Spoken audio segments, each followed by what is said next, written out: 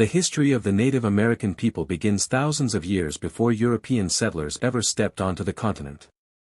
For countless generations, the indigenous tribes of North America built diverse societies across the land, each with its own customs, languages, traditions, and systems of governance.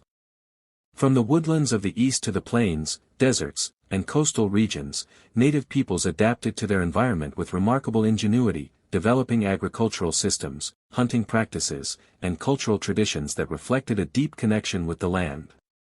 Long before the United States was ever conceived, civilizations like the Mississippians, with their mound-building societies, flourished, while nations like the Iroquois Confederacy established political systems that influenced democratic ideas centuries later. Native American culture was rooted in community, spirituality, and balance with nature, with oral traditions ensuring the transmission of knowledge and values through storytelling, song, and ritual. The cultural diversity of Native America was vast. The peoples of the Southwest, such as the Hopi, Zuni, and Navajo, created intricate dwellings and developed advanced irrigation systems to sustain life in the desert. In the Pacific Northwest, tribes like the Tlingit, Haida, and Chinook built their societies around fishing and seafaring, crafting totem poles and longhouses that expressed both artistry and spirituality. The Great Plains tribes, including the Lakota, Cheyenne, and Comanche, thrived in wide grasslands, following the buffalo herds that provided food, shelter, tools, and spiritual meaning. In the eastern woodlands, the Cherokee, Powhatan, and many others built agricultural communities, growing corn, beans, and squash in what was often called the Three Sisters method of planting. Each region shaped the lifeways of its peoples, creating a tapestry of cultures as varied and rich as the landscapes they inhabited. Spirituality lay at the heart of Native American life. The relationship between humans and nature was not one of domination, but of coexistence and respect. Animals, plants, rivers, and the sky were believed to hold spiritual significance, with ceremonies designed to honor these forces and maintain harmony within the community. Unlike the monotheistic religions that would arrive with Europeans, native spirituality was diverse, communal, and integrated into daily life. Storytelling was more than entertainment, it was education, a means of preserving history, morals, and cosmology. Elders were revered as keepers of wisdom, ensuring continuity across generations. This respect for tradition and community cohesion was central to survival, especially in harsh environments where cooperation was necessary for life. The arrival of Europeans in the 15th and 16th centuries marked a turning point that would profoundly alter Native American history. Initial encounters varied, sometimes peaceful, with trade. As the United States expanded westward in the 19th century, the fate of Native Americans grew increasingly precarious. The new nation, driven by the ideology of manifest destiny, the belief that Americans were destined to expand across the continent, saw indigenous lands as obstacles to progress rather than sovereign territories. For native peoples, this meant continued displacement, forced migration, and often violent conflict. The federal government adopted policies designed to remove tribes from valuable land, confining them to reservations that were often remote and less fertile. This systematic dispossession reached a turning point with the Indian Removal Act of 1830, signed by President Andrew Jackson, which authorized the forced relocation of tribes living east of the Mississippi River. This policy led to one of the darkest chapters in Native American history, the Trail of Tears. The Trail of Tears refers specifically to the forced removal of the Cherokee Nation, but it was part of a larger pattern of displacement affecting multiple tribes. The Cherokee, despite adopting aspects of European American culture, including a written constitution and an agricultural economy, were still targeted for removal. In 1838, thousands of Cherokee men, women, and children were forced to march over 1,000 miles from their ancestral homelands in Georgia to designated Indian Territory in present-day Oklahoma. Harsh conditions, inadequate supplies, and disease claimed the lives of an estimated 4,000 Cherokee. Other tribes, including the Creek, Choctaw, Chickasaw, and Seminole, experienced similar forced migrations, with devastating human and cultural costs. These removals reflected not only governmental policy but also the greed of settlers and speculators eager to claim fertile lands for agriculture, particularly cotton farming in the South.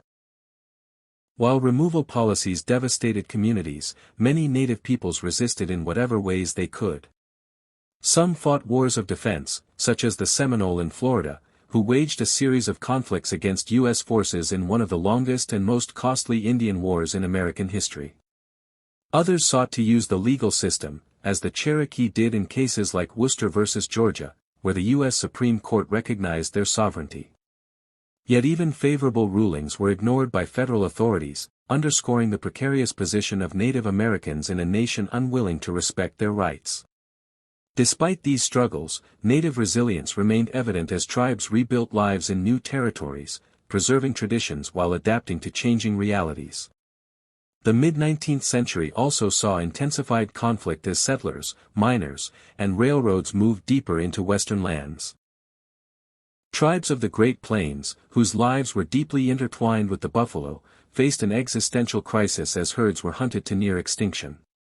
U.S. military campaigns, combined with deliberate policies of destruction.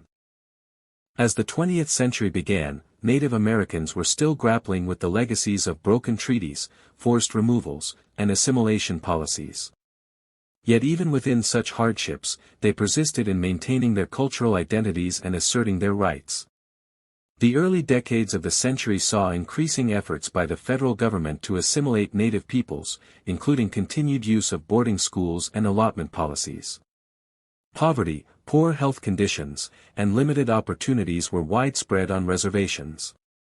Yet Native communities adapted, preserving traditions in hidden or modified forms and beginning to organize for greater recognition of their rights. Slowly, the seeds of cultural revival and political activism were being planted.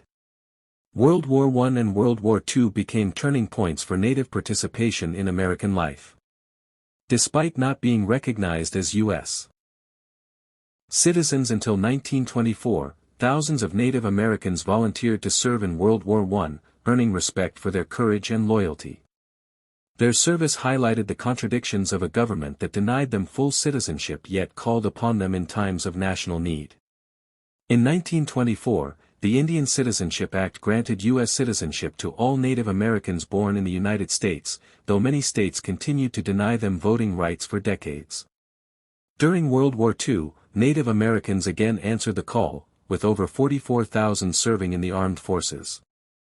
Among them were the famous Navajo code talkers, whose use of their language to create an unbreakable code proved critical in U.S. military success in the Pacific.